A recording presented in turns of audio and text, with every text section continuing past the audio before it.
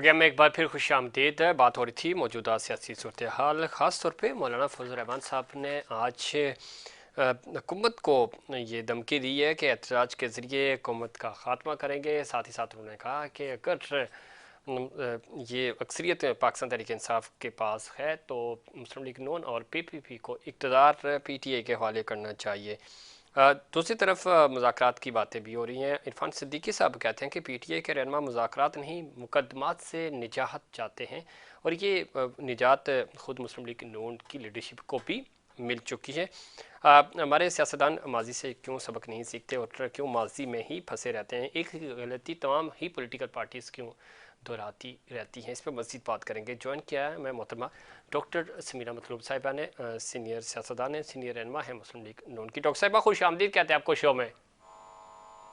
Thank you जी, अस्सलाम वालेकुम। Doctor साहबा किस तरह देखती हैं मौलाना फजल रहमान साहब आज बहुत दिनों के बाद, इनफैक्ट इलेक्शन जीतने के बाद आए वो इक़्तिदार में ऐवान में, और उन्होंने आज हलफ भी लिया। उसके बाद सीधी धमकी दे डाली कि हम एहतजाज के ज़रिए आपकी हुकूमत को घर भेजेंगे, चलता करेंगे। किस तरह देखती हैं मौलाना साहब इतने एग्रेशंस में क्यों हैं? बिस्मिल्लाहिर्रहमानिर्रहीम।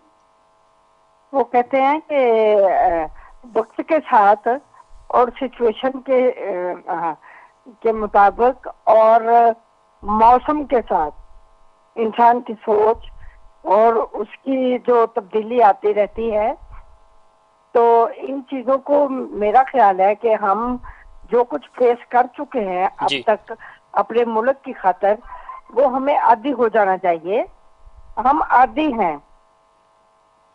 हेलो जी जी, सुन रहे हैं हम आपको।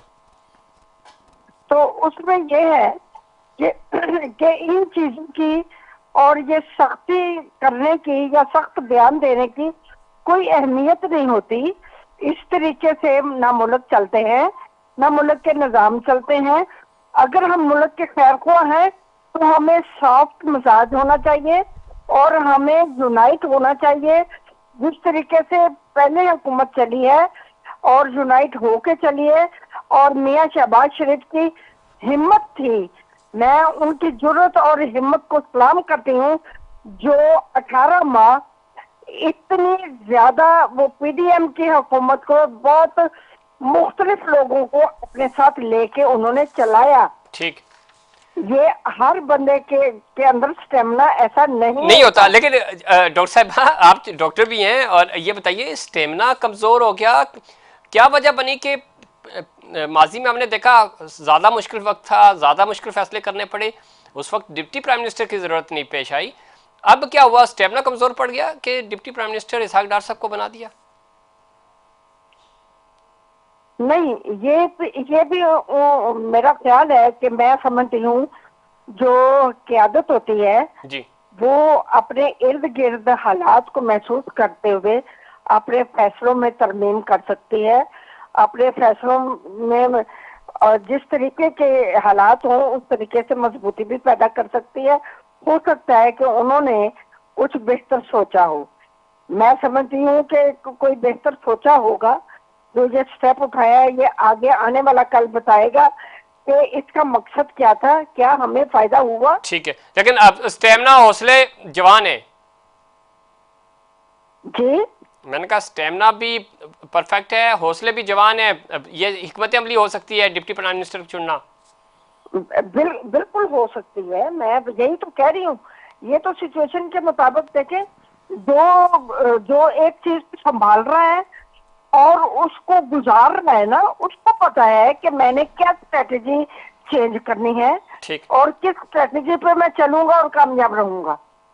ठीक है। अच्छा, दूसरी तरफ डॉक्टर साहब, पाकिस्तान तहरीक इंसाफ के हवाले से अगर हम बात करें, मुज़ाकरात की बातें भी हो रही हैं, हुकूमत मुज़ाकरात के लिए तैयार होगी। चूँकि पिछले दिनों प्राइम मिनिस्टर को आरिफ अबीर साहब ने भी कहा था कि आप मानिए PTI से भी बात करें, आप भारत से भी इवन बात करें, ताकि चीज़ें बेहतरी की तरफ जाएँ। तो हुकूमत जो है वो पाकिस्तान तहरीक इंसाफ के साथ हाथ मिलाने को तैयार है, बातचीत करने को तैयार है। देखिए जी, मुस्लिम लीग नून में बहुत ज्यादा लचक है। ठीक, और पॉलिटिक्स में दरवाजे कभी भी बंद नहीं होते। ये बात तो तय है और हर बंदा जानता है कि जो मामलात जो होते हैं वो जंगो जदल से, बड़ी बड़ी जंगे, उनका एंड में सोल्यूशन जो होता है वो टेबल पे बैठ के ही होता है। जी जी। लेकिन लेकिन ये सोल्यूशन टेबल पे बैठ के होने वाला नहीं है, क्योंकि ये पीटीआई ने अपना एक इम्प्रेशन मुल्क दोस्त पार्टी के तौर पे नहीं पैदा किया। ये मुल्क दोस्त हो नहीं सकती। इनकी सोच, इनकी हर चीज डिफरेंट है दूसरी पार्टियों से। ये हर वक्त नेगेटिव सोचते हैं। अब आप ये देखा केपीके का सीएम जो है उसके आप देख रहे हैं ना कि वो कौन कौन से वो अपना धमकियां दे रहे हैं। इस तरीके से रियासत के साथ अपना मुकाबला कोई कर सका ना कर सकता है। और मुल्क जो है हमेशा अमन के साथ चलता है। सारी पार्टियां पूरी अहमियत रखती है मुल्क के लिए। बिल्कुल ठीक है डॉक्टर साहब, लेकिन ये जो मुझे पूरा करने दे, मुझे अपने दिल की बात करने दे प्लीज। इन सब की अहमियत इस सब जोड़ के बैठने में होती है, लेकिन जो पार्टी इंतशार फैलाने वाली हो उस पे रिलाय करना बहुत मुश्किल होता है। और सारी पार्टियां इकट्ठी हो जाती हैं सिवाय एक पार्टी के। जी। तो वक़्त किसके कम हुई? जो इंतशार पैदा करता है। इंतशारी बंदे की कभी कहीं वक़्त नहीं होती, उनकी कहीं कोई बात सुनने को तैयार नहीं होता, उन पे रिलाय करने को तैयार नहीं होता। इनको अपने एटीट्यूड में चेंज लानी चाहिए ताकि लोग इन पे एतबार करें, पार्टियां इन पे एतबार करें और इनको हर तरीके से अपने साथ टेबल पे लेके बैठने को तैयार हो। ठीक है, होना चाहिए। बहुत शुक्रिया डॉक्टर समीना मतलूब साहब प्रोग्राम में वक्त देने के लिए। और इसमें कोई शक नहीं, तमाम सियासी जमातें मुल्क की खातिर आगे बढ़े मुज़ाकरात के लिए और टेबल पे बैठेंगे, चीज़ें बेहतरी की तरफ जा सकती हैं। अदरवाइज़ आप एक दूसरे के साथ इसी तरह अगर पंजा आजमाई करते रहेंगे तो मुल्क डीरेल होगा। इसका नुकसान अल्टीमेटली रियासत पाकिस्तान को होगा और मुल्क पाकिस्तान की खातिर आपको इकट्ठा बैठना होगा और वसीतर मफाद में कौमी मफाद को आपने तरजीह देनी होगी। ये था हमारा आज का प्रोग्राम। उम्मीद करता हूँ दीगर प्रोग्राम्स की तरह आज का प्रोग्राम भी आपको पसंद आया होगा। मुझे और इनसाइड पाकिस्तान की पूरी टीम को दीजिए इजाज़त। अल्लाह निगहबान।